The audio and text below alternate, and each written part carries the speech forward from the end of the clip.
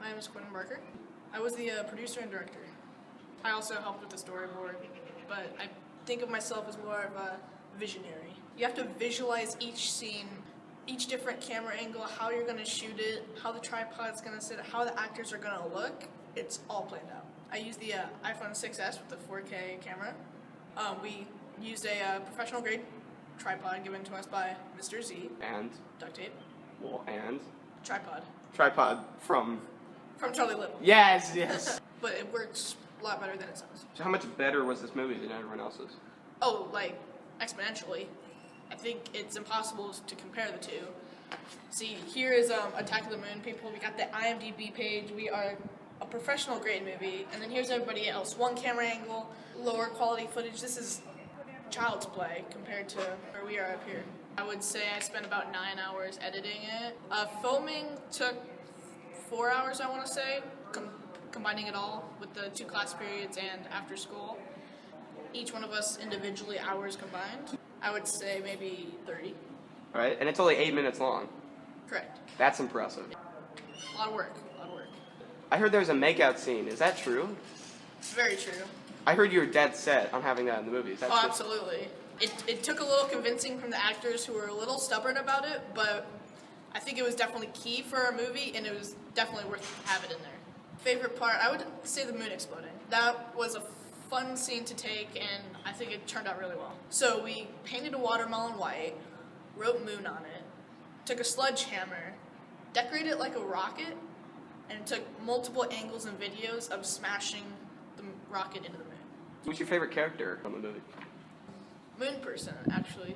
I think he obviously is key because the movie revolves around him. He's so stern on the outside, but you can kind of get a look into his personality. I think that was easiest character to play with and most fun to play around with.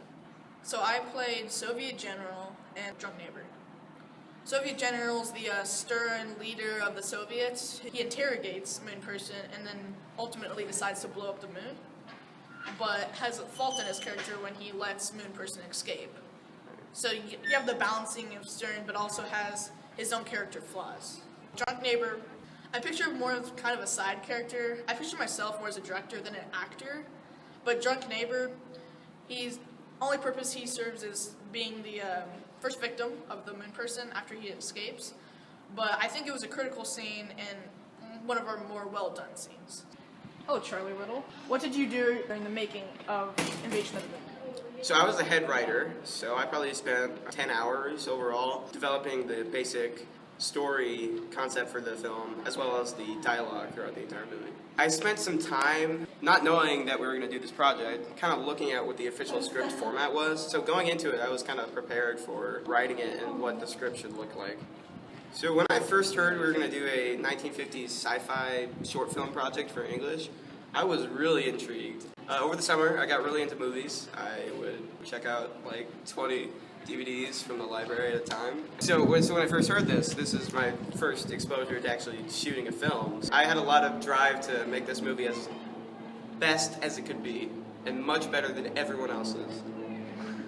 One of my favorite parts is in the makeout scene with Clarice McGuire and Dick Whitman. You can see the script in the shot on the floor.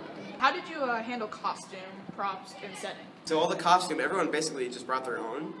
And as far as props, we were just like, all right, you have a lamp, you have a wig for Clarice, okay, bring it. We didn't really have a budget. Our budget was zero. Everything we bought came out of our own money, but I didn't buy anything. I just got everything from my own collection of crap. I played Dick Whitman as well as Hans. Dick Whitman is kind of the cliched, heroic male protagonist. You know, he's tall, wears a suit, just kind of a wholesome guy, wants to save the lady, play poker with his buddies. He was pretty simple to play for. There's not much depth to his character. I also played Hans.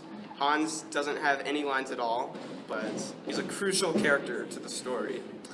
He's one of the government officers kind of around the table in the opening conference scene, and he doesn't know how to salute. So he was there for comedic effect. By far, my favorite scene was the Drunk Neighbor scene.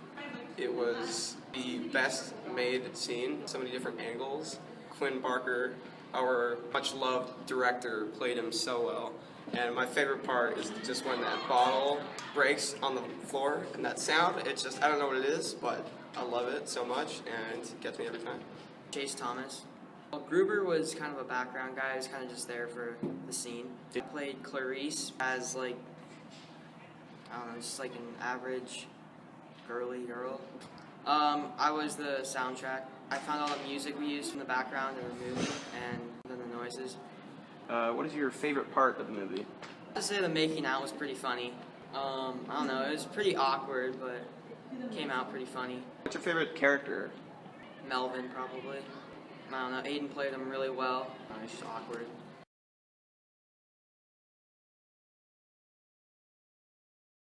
I thought it was really good. It was very well written and the actors were amazing. I liked the creative use of the sledgehammer and the watermelon. I love your movie.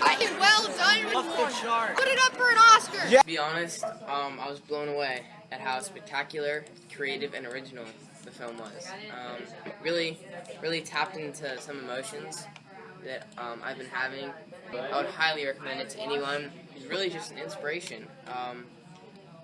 I don't know what else to say. If you're not sure about seeing this film, let me just tell you, you gotta go see it. I mean, it is a first class, great quality film.